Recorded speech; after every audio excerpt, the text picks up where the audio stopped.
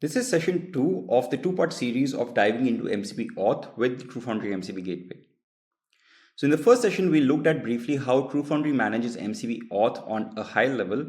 So in this session, we'll go over how you can actually configure MCP Auth in TrueFoundry with a view towards how RBAC and ABAC based access control can be enforced. What are the different outbound auth mechanisms defining how gateway connects to the MCP servers?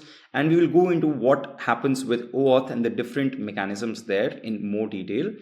And you'll also go through specific scenarios and see in which scenario what kind of a configuration is needed end to end, like inbound plus outbound auth. So let's get started. Firstly, let's come to access control. By default, you can actually configure access control at a server level. For example, let me take Hugging Face here.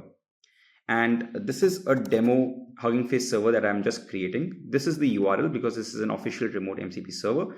Now, in terms of collaborators, this is where the access control can be mentioned. You can select users, teams, or external identities that you have already configured on the platform. So let me just take a team here, which is a test team as a user. So every member in the test team will have access to all the tools in this MCP server by default. And I'll come to the auth mechanism shortly, but let this be because this uses DCR. So I do not need to enter anything else here and I'll just be able to add it. You'll see that I've added a Hugging Face demo MCP server. If I click this, it'll show me that I'm not connected to the MCP server. So that's why the tools are not coming up. Let me go back. Let me take DeepWiki because the tools are showing here.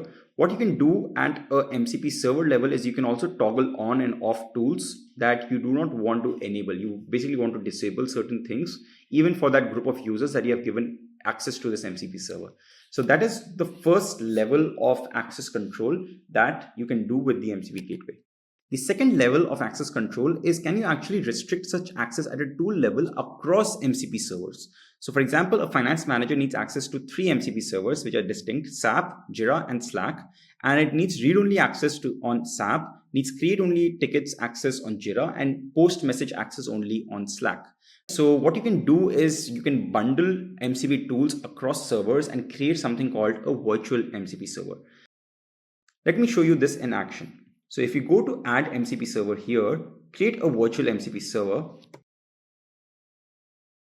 You can define access control even for this virtual MCP server here. Let me give the same access control here.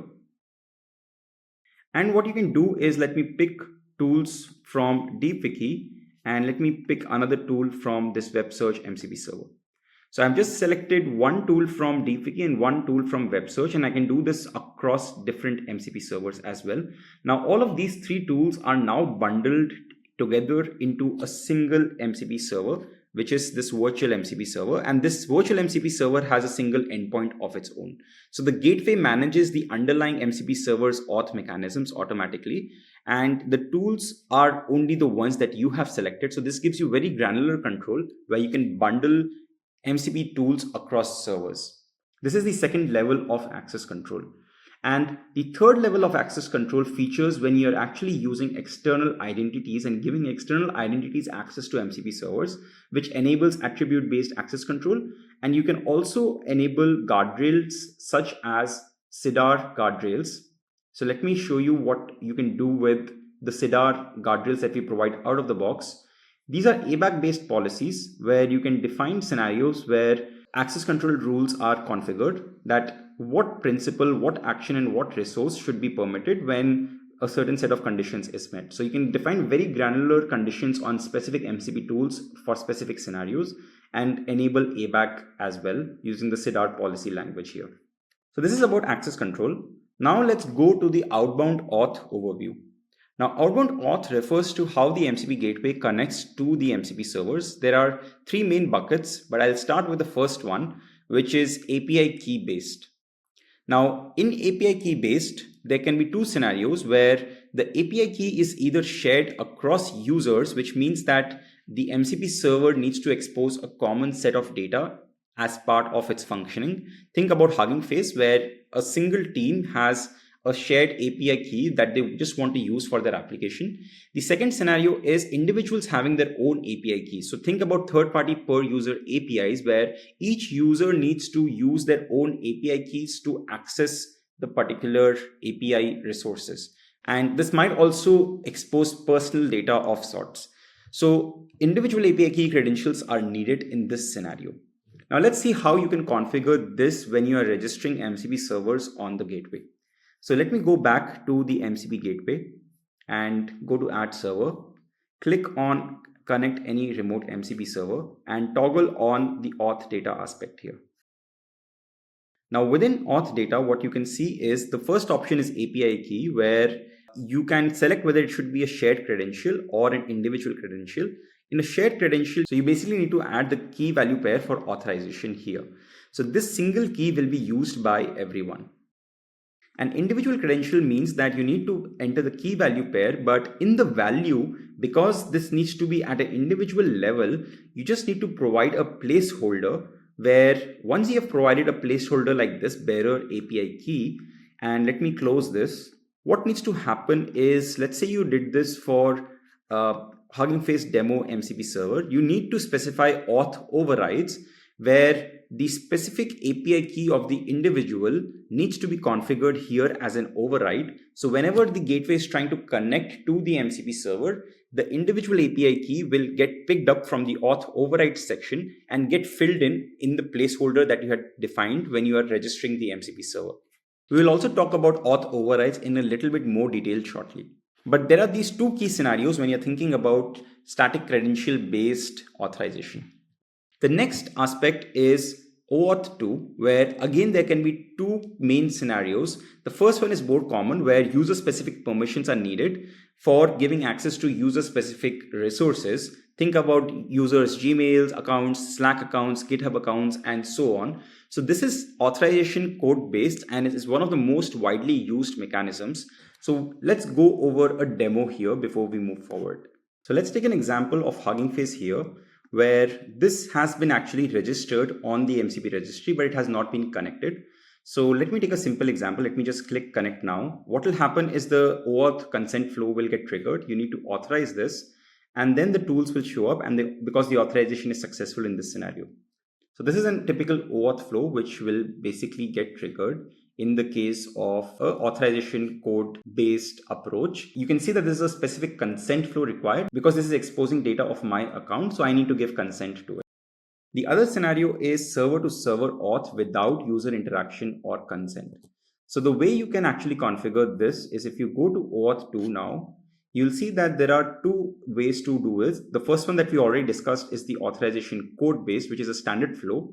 The second one is a server to server where there is no consent which is actually needed, and the client ID, client secret need to be mentioned here by default.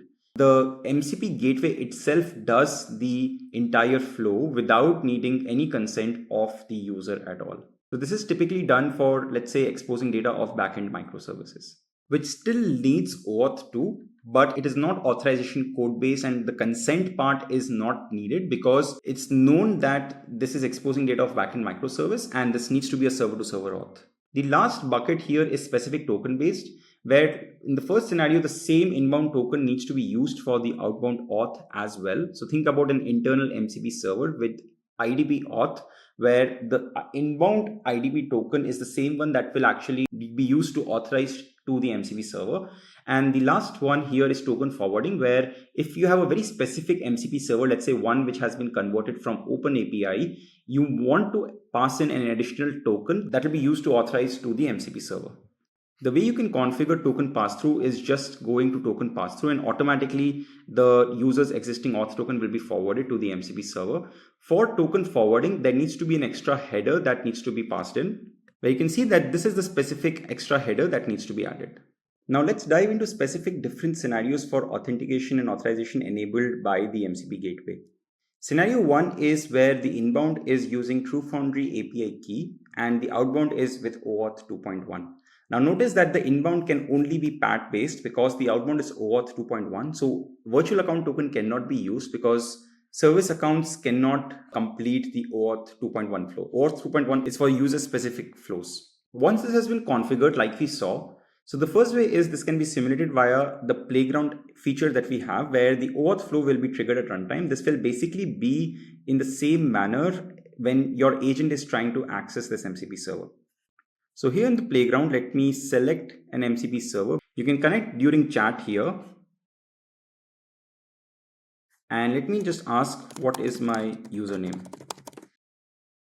You will see that no OAuth to record is found and you need to authorize this. So the same OAuth flow will occur here. All right, perfect. Now let me show you how this will work in Agentic IDE like Cursor. So here I've just added the specific snippet needed from the gateway itself that you see here. You can do this for multiple IDEs like Cloud Code, VS Code, and so on. And once this is added, you will need to click connect to trigger the TrueFoundry OAuth flow for the inbound auth. Once that is done, because this particular MCP server also needs OAuth 2 at the outbound auth, TrueFoundry has actually enabled an OAuth chaining where you will be required to directly give your consent. And once you give it, your MCP server will be connected on your Agentic IDE. You'll see that the different tools and the prompts that have been exposed are all shown here, and it's ready to use. What you need to do in your application code is you just need to mention that this needs to be called with your PAT. So you need to give your bearer access token, which is the personal access token, and the URL of the MCP gateway itself, and that is it. The gateway automatically handles the outbound auth, which is the OAuth 2.1, because the MCP server has been registered with OAuth 2.1 on the MCP registry. Second scenario is where the inbound auth changes to external IDP, where your end customers who do not have TrueFoundry accounts are trying to access these OAuth protected services through your application. So it is same as scenario 1, but the tokens are not issued by TrueFoundry, right? They are rather issued by the customers or your own IDP. And what TrueFoundry does is it authenticates that on the way. So it is exactly same. The only thing that changes is instead of the personal access token, your external IDP token needs to be entered here. And again, the outbound auth is completely managed by the TrueFoundry MCP gateway. Now, one more thing that we enable with OAuth is something called dynamic client registration. And this is only for the authorization code based approach, because with the client credentials approach, the client ID and client secret has to be mentioned in the form while filling it. So this is only very applicable with the widely used authorization code based approach. There are just a few differences, but everything else remains the same. So in case of DCR, the registration URL for pre-registration needs to be mentioned, and then the gateway handles the redirect URI. But without DCR, the client has to be pre-registered, and the client ID, client secret, and a redirect URI has to be mentioned. So let's take Hugging Face as an example, because this supports DCR. So you will see that client ID and client secret are shown as optional here, and DCR is supported, so a registration URL is needed. But you have your own remote MCP server which does not, let's say, support dynamic client registration. In that case, you will need to mention your client ID and client secret, where this will not work if those are not added. So if dynamic client registration is not available, then you will need to add client ID and client secret. So let's come to the third scenario, which is about using TrueFoundry API key, which can be PAT or VAT, or even the external IDP token as the inbound auth with the API key as the outbound auth. So this scenario is typically good for read-only access because it is not a very strong outbound auth mechanism, because it's a static credential based outbound auth. So OAuth is typically preferred in such scenarios if you require very strong authorization mechanism. And here what needs to happen is that admin needs to register the MCP server with the API key that we just saw for the outbound auth. Now to use it, what needs to happen is the same approach and the same code will be reused here, but the token needs to be changed to your personal access token or your IDP token or even the virtual account token as the bearer access token here. And the outbound auth is, again, as we discussed, is managed by the TrueFoundry gateway. Now, in case of shared credentials, it's very straightforward. It basically needs to be mentioned in the form while filling it and registering the MCP server on the registry. But for personal API keys, remember there is the auth override which needs to be mentioned. So auth overrides need to be configured for individual API key credentials to be used in outbound auth. Now, these will replace the server's default credentials. Let's say a server was configured with shared credentials, but there is an override auth which is also mentioned. So that individual API key will override the shared credential that was mentioned while registering the MCP server. Auth overrides can be used with any kind of inbound tokens like PAT, VAT, or even external IDP. It will just basically override the outbound auth token. This basically shows you a complete table of what is supported for auth overrides. So currently MCP server users can configure auth overrides for their own individual API keys. For shared credentials, this is coming soon. For OAuth 2 authorization codes, MCP server managers can only configure overrides. OAuth 2 client credentials based approach is not supported. It is coming soon. And token pass-through is not supported. And there are more details given here. Let's come to the fourth scenario, which is token pass-through, where the inbound token is forwarded to the MCP server. This is ideal when the MCP server needs to know the user's identity and can validate the tokens directly from TrueFoundry or your own IDP. So for internal MCP servers that typically trust the same IDP that authenticated user to the gateway, this is the most commonly used approach. And here you just need to replace the token with the inbound token in this code. Nothing else changes because again, the outbound auth is completely managed by the MCP registry. Last scenario is token forwarding. So here, as we discussed, you need to mention an extra header, which is XTFI MCP headers, and your own inbound token, which is your TrueFoundry API key or even your IDP token. So this is all about how MCP auth is handled by the MCP gateway of TrueFoundry. There are more links given in the description below to the detailed documentation of TrueFoundry MCP gateway. Feel free to go through that. And if you have any questions, please let us know directly through our support email or feel free to put it in the comments as well. Thank you for watching.